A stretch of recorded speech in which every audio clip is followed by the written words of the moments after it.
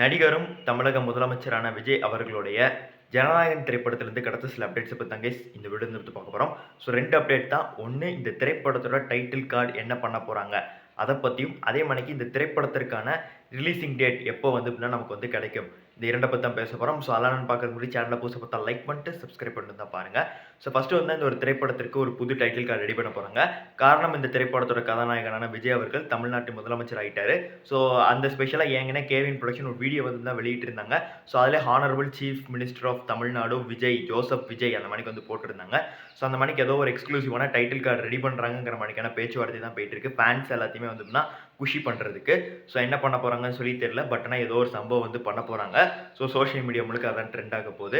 ஒரு title card டிஃப்ரெண்ட்டாக நமக்கு வந்து இருக்குது. அது மட்டும் நமக்கு வந்து இப்போ வந்து தெரியுது. ரெண்டாவது விஷயம், இந்த திரைப்படத்தோட ரிலீசிங். இந்த திரைப்படத்தோட ரிலீசிங் அப்படிங்கிறது மே 28 இருக்க போது. அந்த மணிக்கு இப்போ டாக்ஸ் வந்து அதிகமாக போயிட்டு இருக்கு.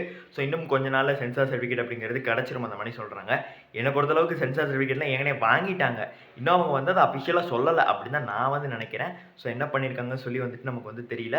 பட் மே 28 ரிலீஸ் பண்ணுவாங்க அந்த மணிக்கு வந்து தான் சொல்லப்படுது. ஸோ உடனே ரிலீஸ் பண்ணால் சூர்யானோட கருப்பு வருது. ஸோ கிளாஷ் ஆயிரும், தேவையில்லாத விஷயம். ஏன்னா கருப்பு திரைப்படம் பொங்கலுக்கு ரிலீஸ் ஆகாமல் போனதே காரணம் இவங்க தான். ஸோ அதனால் அந்த மணிக்கு வந்து சொல்கிறாங்க. ஸோ என்ன பண்ண போகிறாங்கன்னு சொல்லி தெரில. ஸோ வெயிட் பண்ணி தான் எல்லாத்தையுமே வந்து பார்த்து தெரிஞ்சுக்கணும். பட் ஆனால் இந்த படத்துக்கு இவ்வளோ நாள் இழுக்கிறீங்க பார்த்தீங்களா, பாதி பேர் படத்தை பார்த்து முடிச்ச பிறகு அதுதான் நமக்கு வந்து காமெடியாக இருக்குது. ஸோ இதை பற்றி உங்களோட கருத்துக்கள் என்னங்கிறது கமெண்ட்ஸில் பதிவு பண்ணிடுங்க. சேனலை புதுசாக பார்த்து லைக் பண்ணிட்டு சப்ஸ்கிரைப் பண்ணிட்டு பாருங்கள். நன்றி, வணக்கம்.